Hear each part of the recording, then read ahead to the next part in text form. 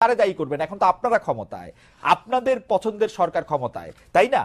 দ্বিতীয় কথা হচ্ছে যে এই জুলাই আগস্টে যারা শহীদ হয়েছেন, সেই শহীদদের মধ্যে থেকে যারা আহত হয়েছেন তাদের চিকিৎসার জন্য, তাদের টাকা পয়সা দেওয়ার জন্য যে সরকারের, আমি কোট আনকোট ব্যর্থতা বলতেছি, সেইটার জন্য আপনি আসলে কাকে দায়ী করবেন? আপনি নিজেও আপনি দেখেন যে জুলাই স্মৃতি ফাউন্ডেশনের সাধারণ সম্পাদকের দায়িত্বে আপনি আর থাকলেন না।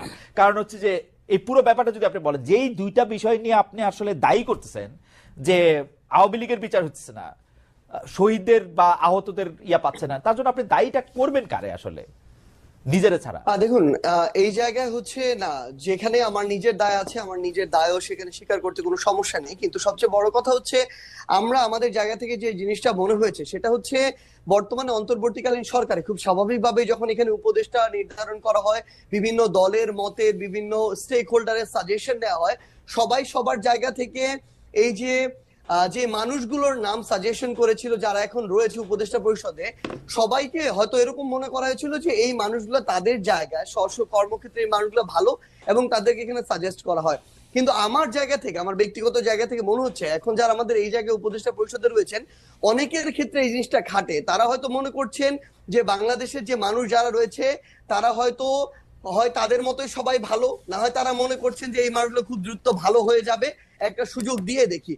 কিন্তু সবচেয়ে বড় কথা হচ্ছে, এই বাংলাদেশে আমরা দেখছি প্রত্যেকটা সেক্টরে মানুষদের শিরায় শিরায় আসলে এই যে এতদিনের যে ফ্যাসিজম কিংবা এই যে একটা চিন্তা ভাবনার একটা একটা করাপ্টেড চিন্তা ভাবনা ঢুকে গিয়েছে, এখান থেকে মানুষকে বের করে নিয়ে আসার জন্য একটা স্ট্রিক্ট একটা ওয়েতে যাওয়া প্রয়োজন। কিন্তু খুব স্বাভাবিকভাবে সেটি আমরা দেখছি না, বরং ওই মানুষগুলোর মধ্যে যে প্রথমে 2-3 মাসে যে একটা ভীতি তৈরি হয়েছিল যে একটা কথা বলি, আমি বিভিন্ন জনের কাছ থেকে যা জানছি, যত উপদেষ্টা আপনারা নিয়োগ দিচ্ছেন, ডক্টর ইউনূস সহ, আপনারা সহ সব উপদেষ্টা নিয়োগ দিচ্ছেন আপনারা আর কারো কথা শুনে কোনো একজন উপদেষ্টা নিয়োগ দেন নাই। আচ্ছা, সবচেয়ে ভাই একটা জিনিস একদম ক্লিয়ার করি, এটা হচ্ছে সবচেয়ে বড় মিথ্যা কথা। কেউ যদি বলে থাকেন তাহলে তিনি মিথ্যা বলেছেন অথবা না জেনে বলেছেন।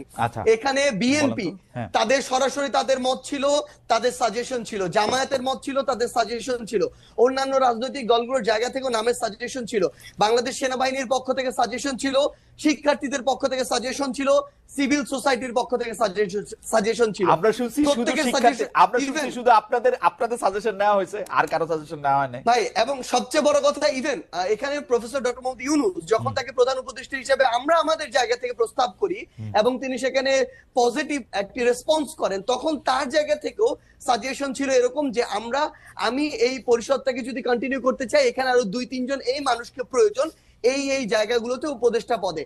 সো এখানে প্রায় 5 থেকে 6টি স্টেক হোল্ডারের সরাসরি অংশগ্রহণ ছিল, সরাসরি তাদের সাজেস্ট করা যে উপদেষ্টারা তারা এখন রয়েছেন। কেউ যদি এটা স্বীকার করতে না চান, অবশ্যই এটা সৎ সাহসে তাদের অভাব। এখন যদি এই কথাটি বলি যে এখানে যে জিনিসটা আমরা আমাদের জায়গা থেকে দেখতে পাচ্ছি, সরকারের আসলে অনেক উপদেষ্টার নর্মাল সময়ে যেরকম একজন মন্ত্রী অ্যাক্টিভলি এখানে পার্টিসিপেট করার কথা, গার্ডস নিয়ে বোল্ডনেস শো করে কাজ করার কথা, অনেক উপদেষ্টার ভিতরে আমরা এখন সেটা দেখতে পাচ্ছি না। তারা গতানুগতিক তাদের যে অফিস ওয়ার্ক, সেই অফিস ওয়ার্ক গুলো তারা তাদের জায়গা থেকে করছেন। সো আমাদের জায়গা থেকে মনে হচ্ছে যে যেভাবে এরকম একটি করাপ্টেড আমলাতন্ত্র এতদিন ধরে চলেছে বা করাপ্টেড করা হয়েছে, সেই আমলাতন্ত্রকে ব্যবহার করে যখন তাদের মতো করে গতানুগতিক একটি মন্ত্রণালয় চলবে, সেটা থেকে কাঙ্ক্ষিত আউটপুট কখনো পাওয়া সম্ভব নয়। এই বিষয়টি আমরা এখন আমাদের জায়গা থেকে দেখছি। এই যে বিচারিক যে প্রক্রিয়াটি, আপনি সেনাবাহিনীর এখানে ক্যান্টনমেন্টে প্রায় 6 শতাধিক বিভিন্ন মানুষজন তাদের আত্মগোপনে থাকার কথা যেটি বলছেন, আমরা আমাদের জায়গা থেকে বৈষম্য বিরোধী ছাত্র আন্দোলন প্ল্যাটফর্ম, জাতীয় নাগরিক কমিটি প্ল্যাটফর্ম, এই জায়গা থেকে আমরা সরকারকে পুশ করেছি। আমাদের যারা ছাত্র উপদেষ্টা 3 জন রয়েছে সরকারে, তাদেরকে বলেছি, তারা তাদের জায়গা থেকে সরকারকে বলেছে, সেনাবাহিনীকে বলেছে। সেই জায়গায় সেনাবাহিনী একটা রিপোর্টও দিয়েছে। শেষ করি একটু। সেই রিপোর্টে যেটি দেখানো হয়েছে যে রাজনীতিবিদ যারা ছিল তাদের সংখ্যাটা বেশ কম, ইভেন এটা 100-রও নিচে, তারা বলছেন অ্যারাউন্ড 50-এর মতো। এবং এই জায়গাটার সংখ্যাটা সবচেয়ে বেশি হচ্ছে কিছু পুলিশ কর্মকর্তা, কিছু আমলাতন্ত্রের কিছু আমলা, তারা তাদের পরিবার সহ ওই বিভিন্ন বাড়িগুলোতে তাদের আত্মীয় স্বজনের বাসায় আশ্রয় নিয়েছিলেন। এবং সবচেয়ে বড় সংখ্যাটা হচ্ছে আমলা এবং পুলিশ, যারা এই হত্যাযজ্ঞের সাথে সরাসরি জড়িত ছিলেন, যারা ওই আমলাতন্ত্রে বসে শেখ হাসিনাকে সার্ভ করেছেন। সেই জায়গায় এখন সবচেয়ে বড় যে সমস্যাটি হচ্ছে, তারা কিছুদিন আত্মগোপনে বা কাজে ঠিকমতো অংশগ্রহণ না করে এখন বিভিন্ন ফর্মে আবার অংশগ্রহণ করছেন, কিন্তু সরকারের জায়গায় যে একটি স্ট্রিক্ট হয়ে যে একটি ব্যবস্থা নেওয়ার যে প্রক্রিয়াটি, সেটি আমাদের জায়গা থেকে আমরা দেখছি না। বরং আমরা যেটি দেখছি যে ওই আমলাতান্ত্রিক যে বিচারিক প্রক্রিয়া, ওই জায়গায় সরকার এখন ঢুকে সেই প্রসেসের মধ্যে দিয়ে যাচ্ছে। জনাব সার্জিস, আপনি তো আসলে বাংলাদেশে এবং আপনি বাংলাদেশের মোটামুটি 5 জন গুরুত্বপূর্ণ লোকের একজন, আপনি ভালো বলতে পারবেন। আপনি আমাকে একটু বলেন তো, আপনি বললেন যে উপদেষ্টারা আসলে তাদের দায়িত্ব পালন করার ক্ষেত্রে অনেকটা, মানে আমি কি বলবো, যে অনেকটাই পরিচয় দিচ্ছে না, কিন্তু আমি দূর থেকে বাংলাদেশটাকে যা দেখি, যে বাংলাদেশটাকে চালাইতেছেন আপনারা 3 জন, যে সমন্বয়ক উপদেষ্টা পরিষদে আছেন সেই 3 জন, এবং আপনি এবং জনাব হাসনাত আব্দুল্লাহ, আপনারা 5 জন যদি ধইরা নেই, তাহলে এই যে কি জানি বলে নাগরিক কমিটির জনাব পাটোয়ারি, জনাব আক্তার, তারাও কিছুটা সরকার চালাচ্ছেন। আপনারা সব জায়গায় সালিশ মোকদ্দমা করতেছেন, আপনাদের কথায় আপনারা বদলি করতেছেন, আপনাদের কথা আমি যা শুনি আর কি, এইগুলি কি মিথ্যা?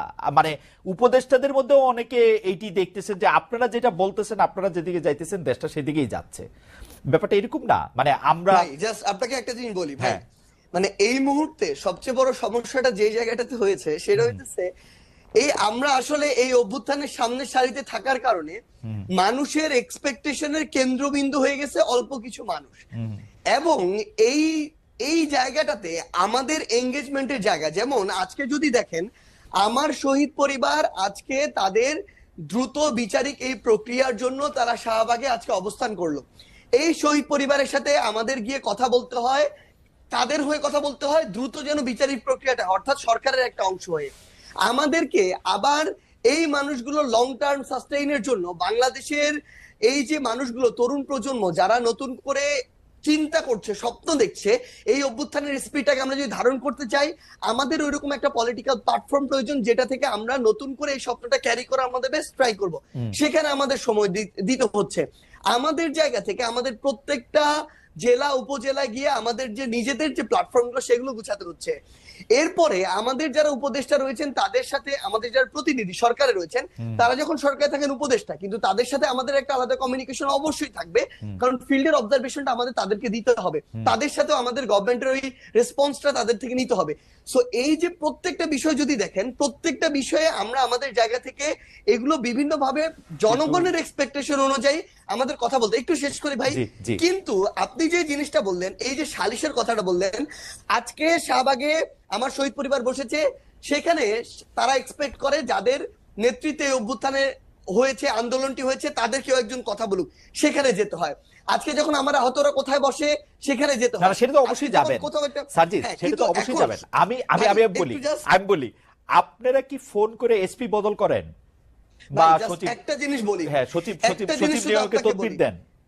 সবচেয়ে বড় সমস্যাটা এখন কোন জায়গায় হয়ে গেছে, যদি আপনি যে কোনো জায়গায় একটা সমন্বয়কের একজন নাম ব্যবহার করতে পারেন, স্পেশালি যাদের নাম সবাই চেনে, তাহলে আপনার 7 কুল মাপ। ইভেন বাংলাদেশের সবচেয়ে বড় যে পলিটিক্যাল যে রাজনৈতিক দলগুলা, এই বড় রাজনৈতিক দলের যে রাজনৈতিক ব্যক্তিত্বের নাম আপনি জানেন, বাংলাদেশের অধিকাংশ মানুষ জানে, তারাও সুযোগ পেলে এরকম 2-1 সমন্বয়কের নাম ব্যবহার করে বিভিন্ন জায়গায় বদলি করায়, বিভিন্ন জায়গায় বিভিন্ন তদবির করে।